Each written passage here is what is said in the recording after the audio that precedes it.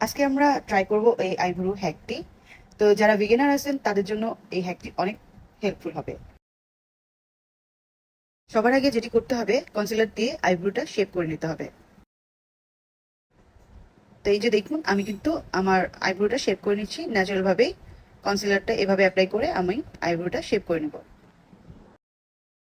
যে কোনো একটা আইশ্যাডো প্যালেট নিয়ে আমি আমার আইব্রোটাকে ব্ল্যাক কালার আইশ্যাডো দিয়ে ফিল করে নেব।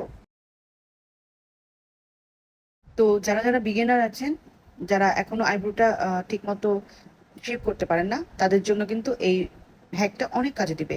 অনেক হেল্পফুল হবেন আপনারা, আশা করি। এই হ্যাকটা যদি আপনাদের ভালো লেগে থাকে, তো আমার পেজে অবশ্যই লাইক ফলো দিয়ে রাখবেন।